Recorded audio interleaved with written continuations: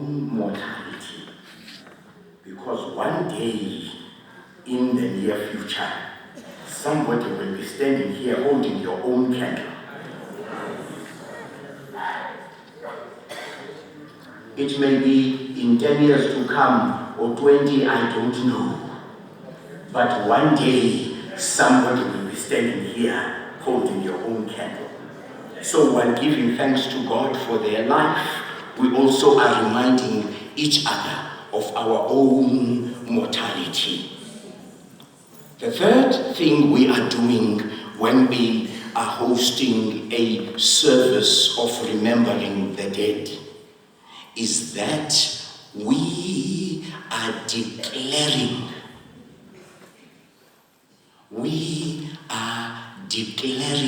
together that we are part of that big church.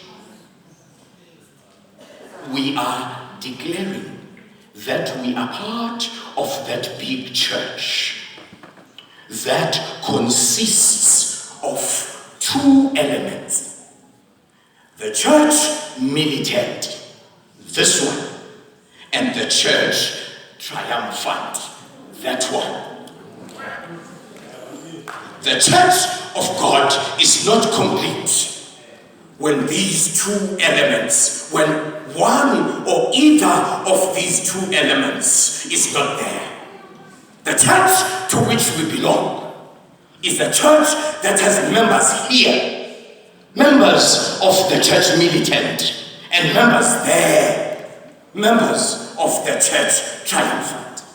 No wonder the author of the book of Hebrews reminds us that when we gather in this manner, there's a cloud of witnesses.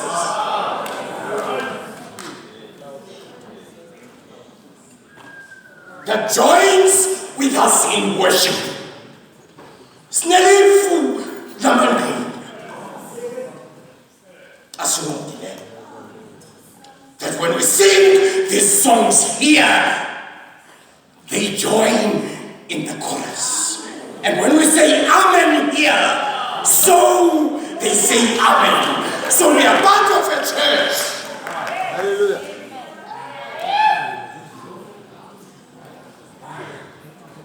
We are part of a church. So don't play church here.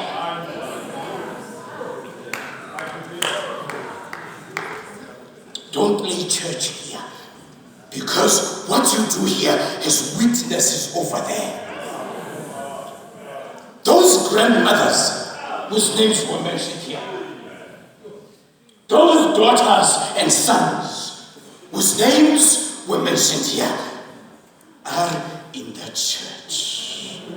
So we remind each other and we make this affirmation that we are part of this church that is larger than the reality that we see. And fourthly, when we conduct a memorial service of this nature, we are doing something. I don't have words to describe it, but we are reminding ourselves that even though they are dead, they still speak. And so I want to move on from here. Even though they are dead, they still speak. How do they speak Mfundisi? How do they speak Mfundisi? Because they're dead. Whenever somebody in your house says to you, my mother would not have wanted this, she is speaking.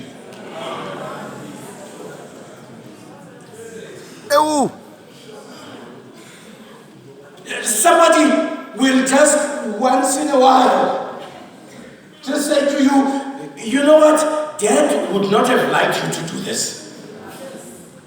He is speaking. He is speaking. So when we conduct a service of this nature, we do those things.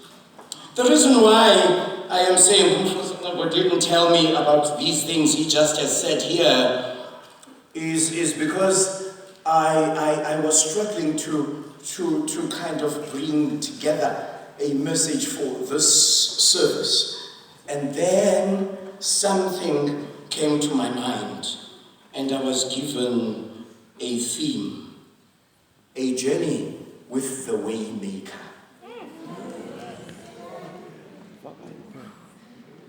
Uhambo nomvulindlela. A journey with the Waymaker. And I'm not going to preach. I'm just going to conduct a mini Bible study tonight. So if you want to take out a pen and a paper, I'm not going to preach really. I didn't ask for a sermon tonight. I'm just going to conduct a mini Bible study on the topic, a journey with the Waymaker. Can you put up the readings? I will take 2 readings from the book of Exodus. Both readings will come from the book of Exodus. And if you are able to turn to your own Bible, please do. But I have put the readings up for us on the screen. Exodus 13, verses 20 to 22, and Exodus 40, verses 34 to 38. A journey with the Waymaker. Exodus 13, verses 20 to 22. After leaving Sukkoth, they camped at Etham on the edge of the desert. By day, the Lord went ahead of them in a pillar of cloud to guide them on their way, and by night in a pillar of fire to give them light, so that they could travel by day or night. Neither the pillar of cloud by day, nor the pillar of fire by night left its place in front of the people. Exodus 40, verses 34 to 38. Exodus 40, verses 34 to 38. Then the cloud covered the tent of meeting, and the glory of the Lord filled the tabernacle. Moses could not enter the tent of meeting because the cloud had settled upon it, and the glory of the Lord filled the tabernacle. In all the travels of the Israelites, whenever the cloud lifted from above the tabernacle, they would set out. But if the cloud did not lift, they did not set out until the day it lifted. So the cloud of the Lord was over the tabernacle by day, and fire was in the cloud by night, in the sight of all the house of Israel, during all their travels. Friends, I commend this to you as the word of the Lord.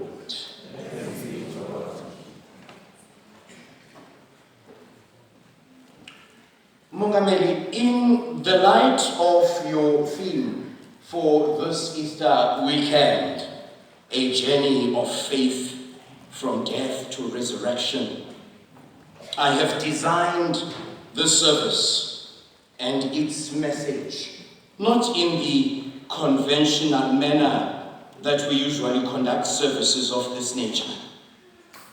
Instead of a sermon, I have decided to conduct, as I've already said, a mini Bible study on the subject, a journey with the Waymaker. Thus, I am inviting this congregation to sit with me on the 2 pieces of scripture we have read from the book of Exodus.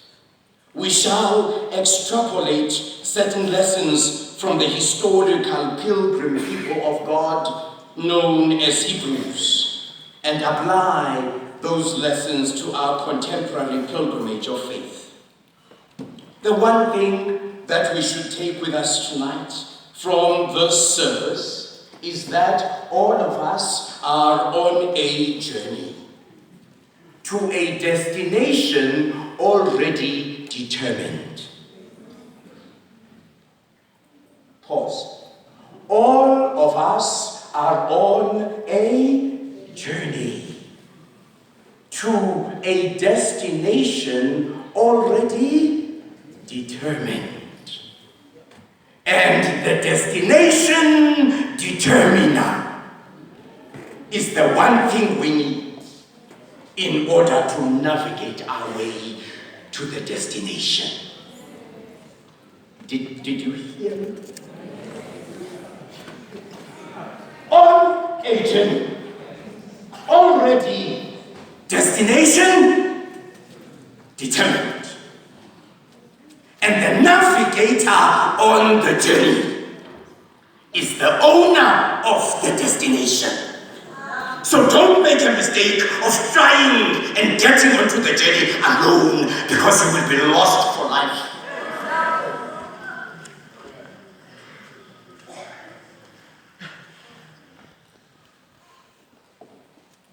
Even though navigating the path towards this destination at times seems challenging, we find solace in the fact that we are not alone.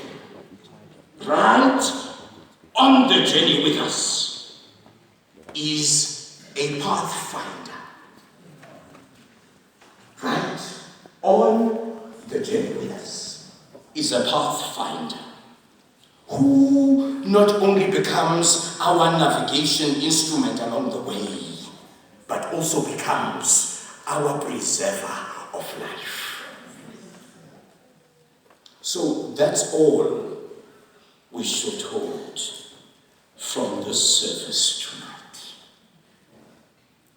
And so the book of Exodus contains really the story of the birth of Israel as a nation. And the story, I don't need to tell you again, is mostly dominated by the central character of Moses. While there are other characters in the story, Moses occupies the central platform and plays the most vital of roles in the story. From the circumstances surrounding his birth to his death, we can see that God had a plan concerning his life. It is the unfolding of that plan that we read about in the book of Exodus. It was Moses who led the Hebrews out of Egypt. It was through Moses that God gave his people their rule of life, which we have come to know as the 10 Commandments.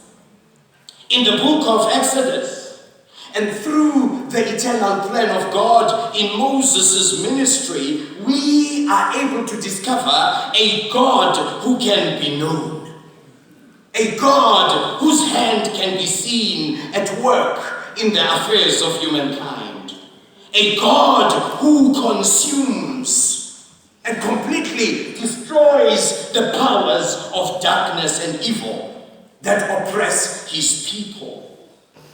The God of the Exodus is a God who liberates the oppressed. The God of the Exodus is a holy God whose goodness and justice are beyond description.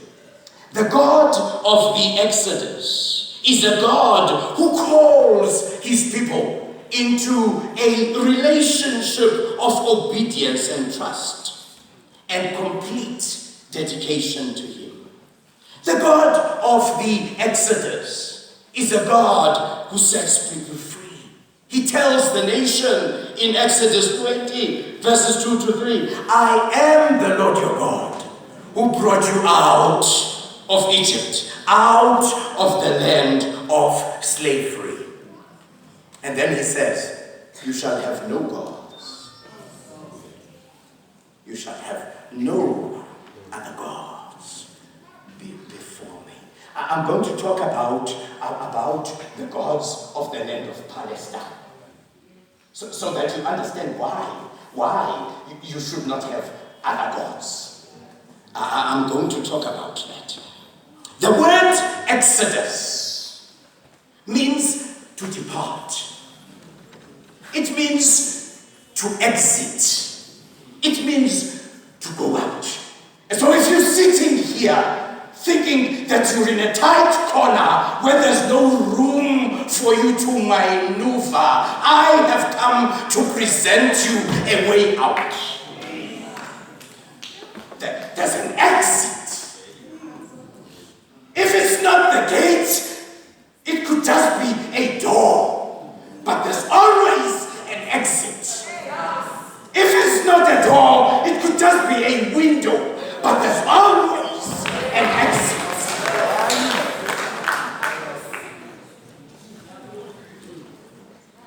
So if you're sitting here thinking there's no way of escape, I've come to present to you the God of exit.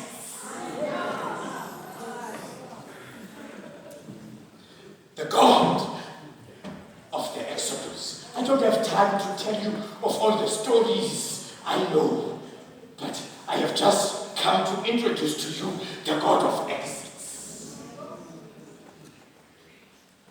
The God of exits.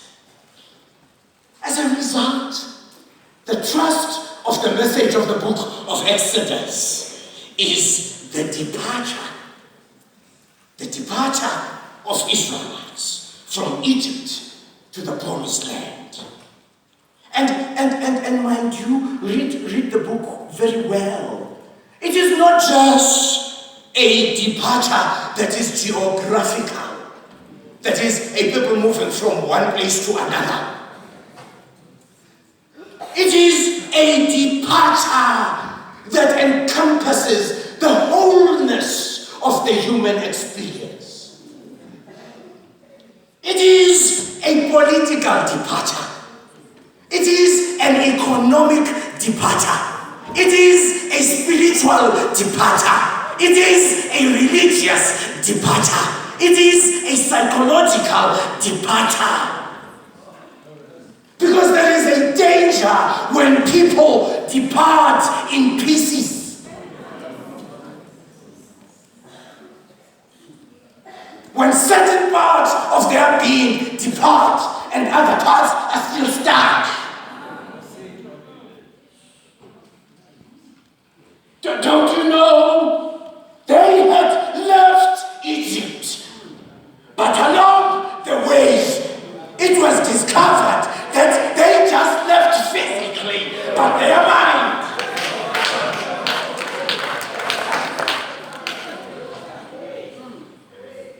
Is still stuck in Egypt.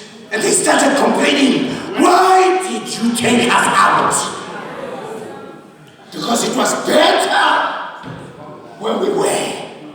So physically they are out, but emotionally, psychologically, and otherwise, they are still there.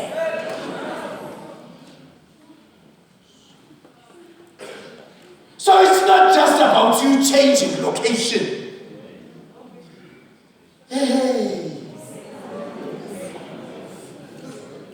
Do we have time here tonight? It's not just about you changing the location. It's about an exit of the whole being.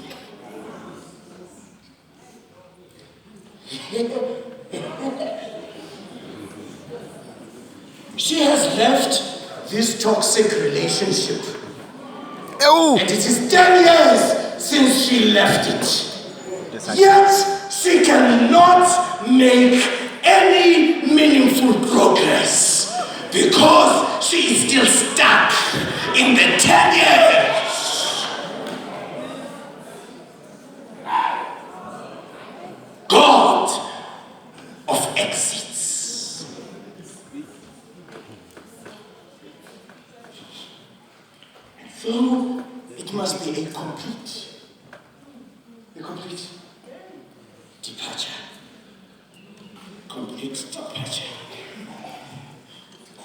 story, we're going to talk about the way maker. Ne?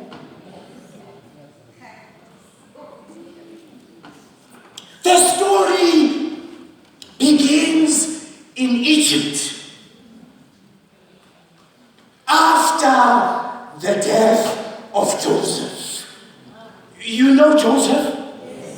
That young boy that had his father making him a nice robe that his brothers were jealous of and decided to kill him. And when they were planning to kill him, they threw him in a little pit and everything else, and he ended up in Egypt. And then he was imprisoned, and then thereafter he interpreted somebody. You know that boy?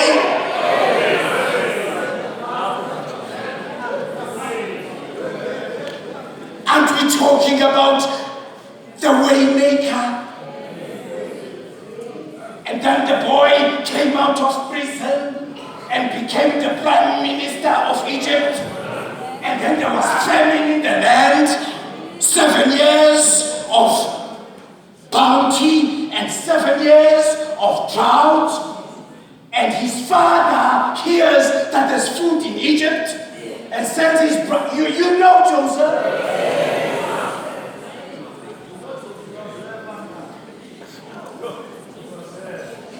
And then the brothers arrive, coming to beg for food from the one they killed.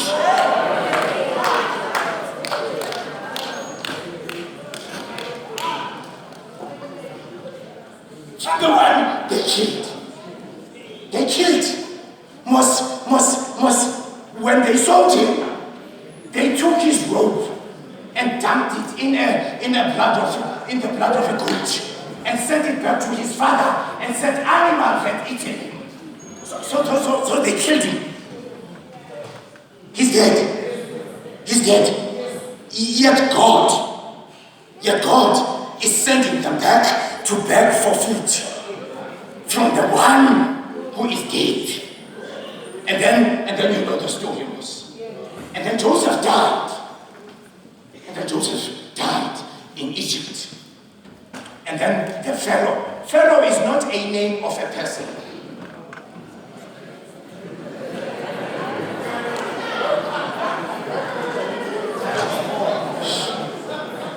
That's my love, Hamas Ufa. As if Ufa No. Pharaoh is the name of an office, of a leader over the nation at the time. Pharaoh is not a name of a person. So when we keep mentioning Pharaoh, we're talking about the office that somebody is occupying. And sir, I don't have time to go into the many pharaohs we have. Just because I have been elected chair lady of the Manyano, my name changes. It's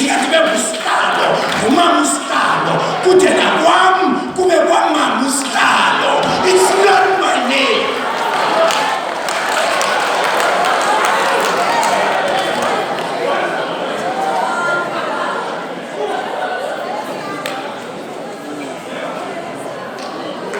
It's not my name.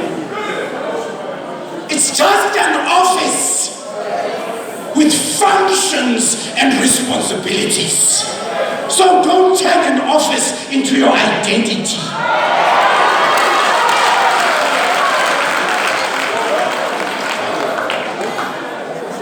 Because you're going to give us trouble when you must move out from the office.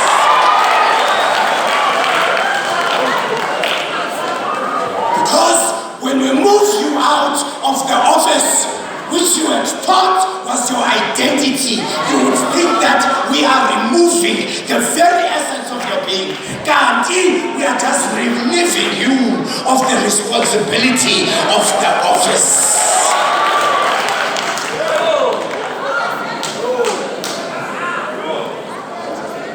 We're saying nothing about you. Your term has come to an end. We're saying nothing about you. We're not saying you're worthless now. We're not saying you have no identity now. We're not saying you are useless now. No, we're just removing the responsibility of the office. So Pharaoh is not somebody's name.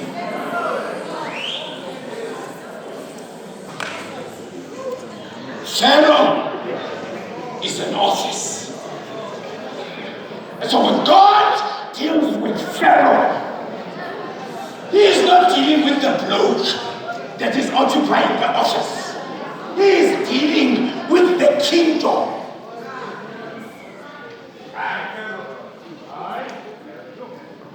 When God is dealing with Pharaoh, he's dealing with a system. He's not dealing with a person. He's dealing with a system. He's dealing with a position that has functions, responsibilities, and powers. So Joseph dies. Yeah? And then there comes the different pharaohs. Which means the different people who have the right to become heirs in the kingdom of Egypt. They come. And then once upon a time comes a different, read your Bible man, comes a different Pharaoh.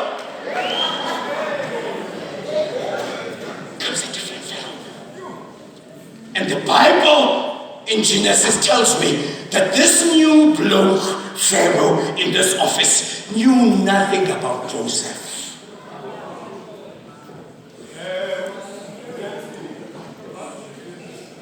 There will come a time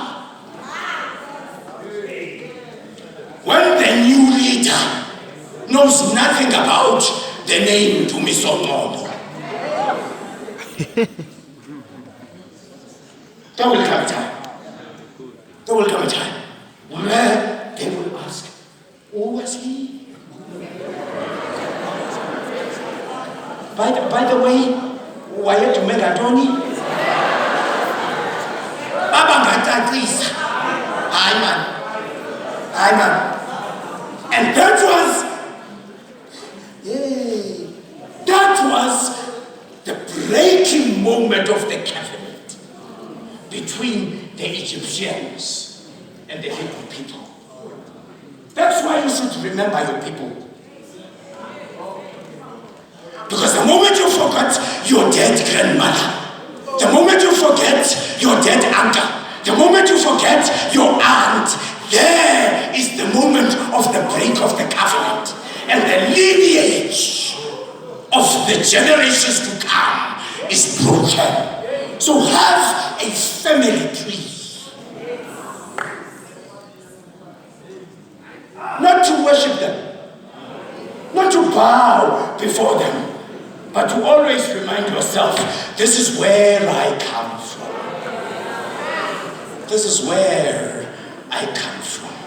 These are my roots. This is my lineage. And this you see before you is not just complete without you acknowledging that I come from these people. And so the covenant broke because the new Pharaoh did not know Joseph. And then the new Pharaoh began saying, no, man. Tell me about these people. Tell me about them. Who are these people?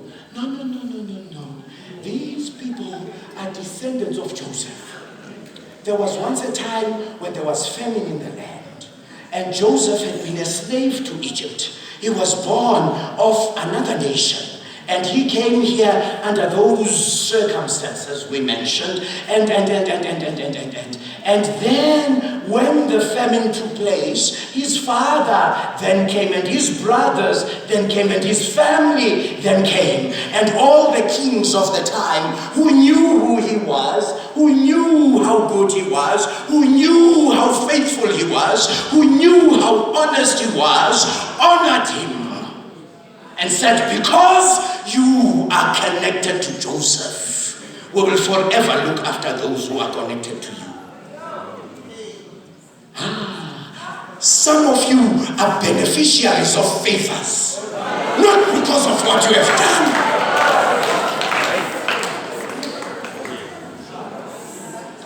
not talking nepotism, but I am talking favor. Not because of what you have done in your person, but because of the connection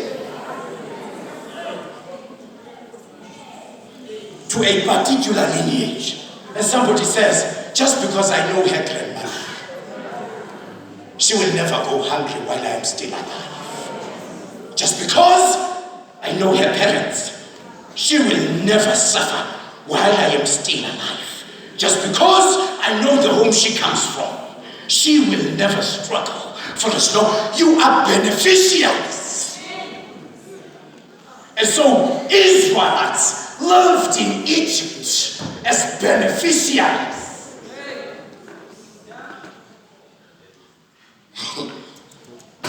As beneficiaries of the connections that Joseph had forged. Connections. And so this new fellow who does not know these connections and these covenants says, no. Can't you see that these people are multiplying? Read your Bible. They are multiplying. And they are multiplying so much that I can see them overcoming us and attacking us one day. So let's do something. First, let's make them work hard and harder than anybody else. Hopefully that when we are making them work hard, they are not going to give as many children as they are having now. So he begins to devise a strategy of dealing with this perceived threat. Can I talk about that a little bit? Can I talk about that a little bit? You've never done anything to anybody. In fact, you followed every rule in the book. In fact, you've done everything in your power to just live in peace and goodwill towards them. Yet, they look at you and they feel threatened by you and they start devising plans. You have not done anything. You have not said anything. You have not devised anything, but just by